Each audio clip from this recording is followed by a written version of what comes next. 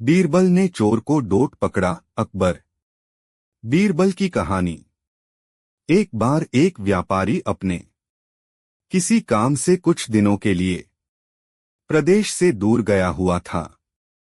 जब वह अपना काम खत्म करके घर पहुंचा तो देखता है कि उसकी पूरी तिजोरी खाली है। उसकी मेहनत की सारी कमाई चोरी हो चुकी है। व्यापारी घबरा गया और उसने अपने घर के सारे नौकरों को बुलाया। व्यापारी के घर में कुल 5 नौकर थे। व्यापारी की एक आवाज पर सारे नौकर उसके सामने आकर खड़े हो गए। व्यापारी ने उनसे पूछा, तुम लोगों के होते हुए घर में इतनी बड़ी चोरी कैसे हो गई? जब चोर आकर मेरी पूरी तिजोरी साफ कर गया, उस समय कहाँ थे सब के सब? एक नौकर ने जवाब दिया, हमें नहीं पता ये चोरी कब हुई मालिक, हम सो रहे थे। उसकी यह बात सुनकर व्यापारी गुस्से से आग बबूला हो उठा और बोला, मुझे तो लगता है कि तुम 5 में से किसी एक ने ही चोरी की है। तुम्हारा हिसाब अब बादशाह अकबर ही करेंगे। यह कहता हुआ वो महल की ओर चल पड़ा। बादशाह अकबर अपने दरबार में बैठकर जनता की समस्या सुन रहे थे कि तभी व्यापारी वहां पहुंच गया।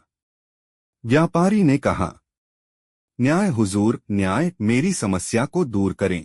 बादशाह ने पूछा, क्या हुआ? कौन हो तुम और क्या है तुम्हारी समस्या? व्यापारी बोला, मैं आप ही के राज्य में रहने वाला एक व्यापारी हूँ महाराज। एक जरूरी काम से कुछ दिनों के लिए प्रदेश से बाहर गया था। जब वापस आया तो मेरी सारी तिजोरी लुट चुकी थी। मैं बर्बाद हो गया हुजूर, मेरी मदद करें। यह सुनकर बादशाह ने व्यापारी से कुछ सवाल पूछे, जैसे कितना सामान चोरी हुआ, क्या उसे किसी पर शक है, आदि सवालों के जवाब मिलने के बाद अकबर ने व्यापारी का मामला बीरबल को सौंप दिया और कहा कि असली चोर को पकड़ने में बीरबल उसकी मदद करेंगे। अगले दिन बीरबल व्यापारी के घर पहुंचे। उन्होंने सभी नौकरों को बुलाया और उनसे पूछा कि चोरी की रात वो सभी कहाँ थे।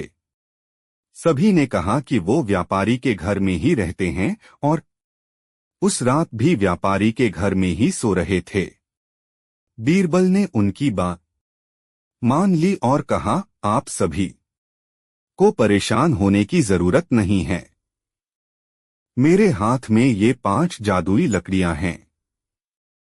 मैं आप सभी को एक एक लकड़ी दूंगा।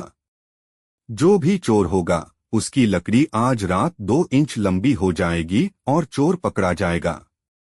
हम सभी कल यहीं मिलेंगे। यह कह बीरबल ने सबसे हाथ में एक एक लकड़ी पकड़ाई और वहां से चले गए।